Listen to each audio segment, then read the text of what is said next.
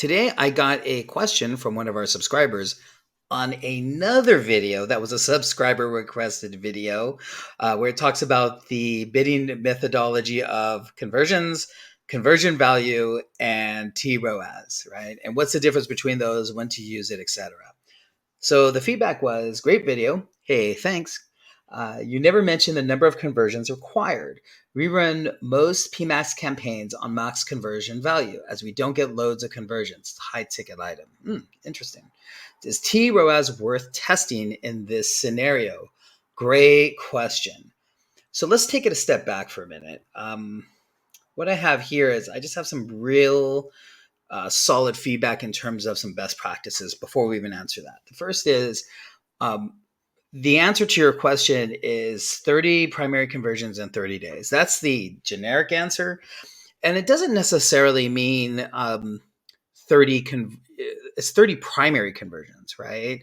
So if you get 30 initiate checkouts, if you get 30 initiate added carts or payment methods, that's great. And then you move on to the next one. So ideally you want 30 purchases in 30 days, but you have to work to get there. Nobody just flips the switch and says, oh yeah, I have a cold campaign without warming it up and boom, I get 30 conversions in 30 days. That'd be ridiculous. That's the part of the scenario that I was talking about in my other video last night about Google ad skills needed in 2025. That you can just run media right now or run max clicks and nothing will happen. Empty clicks all day long. So the question becomes, how do I qualify that traffic? That's how you qualify the traffic. It's first taking that initial step in the juncture. Like you have your page views, but really going to the first allotment of setting all of these as primary objective in the very beginning to warm the campaign. Once you have so many initiate checkouts, maybe, okay, it could be 30, probably a little less. They should all begin populating. So once you have enough, right, which is about, I would say 20 plus, initiate checkouts, it should happen very quickly. You then move on to the next one and you set that as secondary. You go to added cards. Okay, am I getting 20 plus there? Okay, once that's good, okay, set that as secondary. And then payment method. And then, of course, purchases. At the end of the day, you should be optimizing just the purchases. Your question, am I ready to do tROAS? I don't think so yet, not by that definition. The only reason why is I want to make sure that you fall into the right the best case study for that, right? And then we're going to talk about that soon as well. At first, I also want you to identify the following before you do that leap. Landing page conversions. Is there a consistent ratio of less than 50% drop off between the initiate checkout and the added cart and purchase? And if you're lucky, you have payment method in there. If it's more than 50%, we have a problem. And it could be a conversion problem. It could be a landing page problem. I don't know. I don't know what your product is. I don't know what your URL is. The next one is you talked about a high ticket item. The first thing I would say is, are you using multiple landing pages? Because you said the sales were soft, right? You're not, it comes in, and I understand it's a high ticket item, but are you using multiple landing pages to analyze the conversion flow? Because like I said, some landing pages perform better than others and not all exact, right? And it's the same thing as ads. Like you have all these different ads, you need all these different landing pages. I would A/B test. Let's make sure you're using 3 good landing pages. And it doesn't take much to create a landing page because a landing page is already made. It should only cost maybe $300 to make another iteration, and that's expensive. So really, it could maybe even be as cheap as 100 to 200, depending on the retainer that you have with your designer, right, of the page. But I do know we charge roughly like 100, maybe about 200 per landing page iteration. Because again, you're not creating a whole landing page. You're just rearranging the thing. And you're analyzing which landing pages do well. And then, of course, are using squeeze pages, right? And squeeze pages are really lead magnets, if you will. Just you get a free thing, and you submit your email or SMS, and then you get this, whatever collateral it is, whatever the offer is. But they are used for leads. So I don't know if this is a lead or not. It sounds like it's a product. I'm not sure. So that's another thing I really don't know until you and I talk, or we kind of I understand more about it. But I highly recommend using multiple landing pages with a higher ticket item, right? If you're trying to push a very something that's more than whatever, $1,000 or even more than $500, you really should be using multiple landing pages, because that's a post-click conversion problem. It's so many times, like I was saying in my other video for Google skills needed for 2025, where it's you're getting a high CTR, but the conversions are not happening. Why is that? Chances are the hand raising's there, but when people go to the site, they're not converting. And that just could be an arrangement problem. It could be maybe they need more. They need a video at the top to explain where they are in the process. Is there a pop up? Is there a final pop up that appears before somebody leaves? That's another thing too. So there's a whole bunch of different things that need to go on with the landing page itself, especially when it's a high ticket item. So take that in mind. I think you're smart in using PMAX. I'm a big PMAX advocate. A lot of people on the forums, a lot of fellow buyers, kind of they're so on it. I'm big on it. I think it's a very smart play. And just a couple things I want you to keep top of mind. Brand terms is retargeting. Really, it is.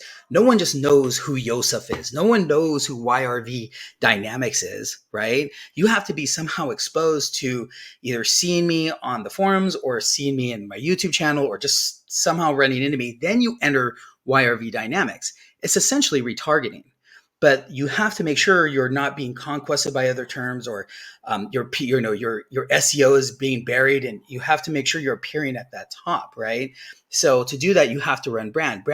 If it's a high ticket item, you should be right at the top, because I have a feeling there's a little bit more SKAG, single keyword ad groups, that appear in higher ticket items, because it's almost like a vanity thing, right? If it's a cheap thing or cheaper thing, probably not as much. But something more expensive like travel. I have a travel client right now, and before they weren't even doing brand, I couldn't believe it, and I actually show them they are just getting conquested left and right, which is crazy, because SKAG, like I said, I'm not a big fan on, but there are certain categories where it's still used. So something to keep in mind. PMAX is more non-brand; it's more acquisition based.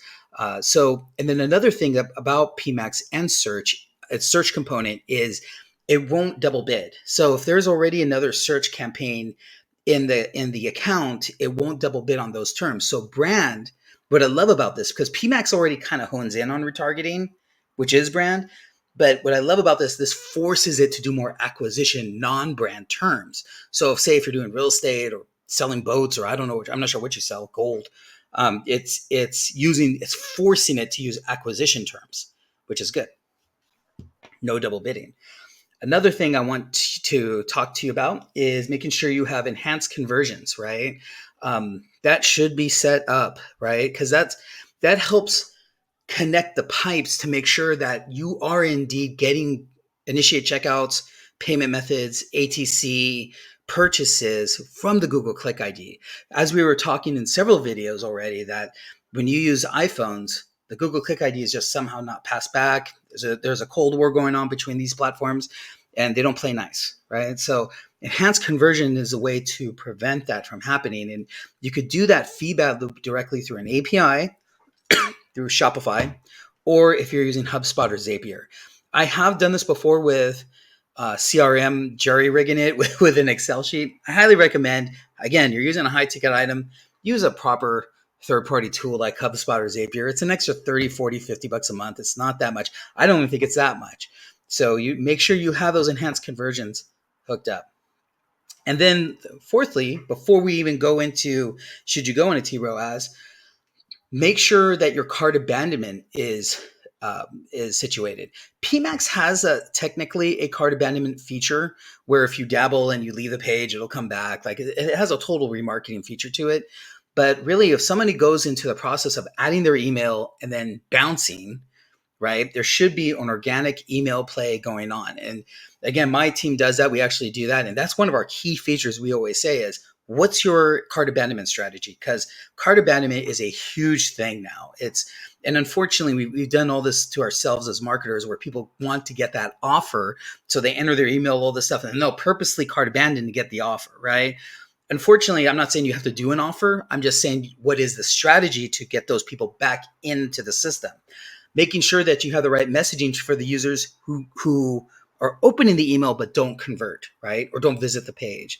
Your email marketer should be able to answer that. Now, again, you're a high ticket item, so you have to make sure before we talk tROAS that all these things are in place. Otherwise, you're just spewing money. And then lastly, what is my answer here? Well, I think possibly. I think you should do tROAS.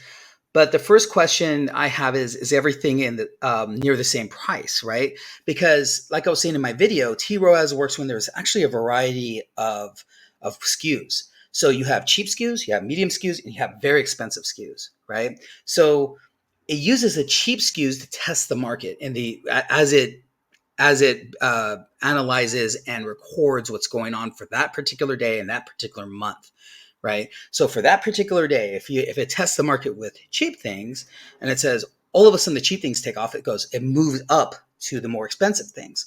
It says, hey man, it's warm right now. Let's put more moderately priced items there. Those take off, and then it's like wow. So then it goes even further. It's like, hey, push this higher price item. That's how it drives up your tROAS. Now, if you have everything roughly the same, I think you actually may be in a better spot to keep it conversion value, but I don't know the range of products. That's a key point because remember, tROAS works when there's a variety of things. It has bestsellers like that's natural, but it does that in accordance to its total learning for being live live and recording that data throughout its span, right? And it's analyzing that. So eventually, it will have its bestsellers and know when to do it. But it does take time, and it does take those variety of SKUs to work together.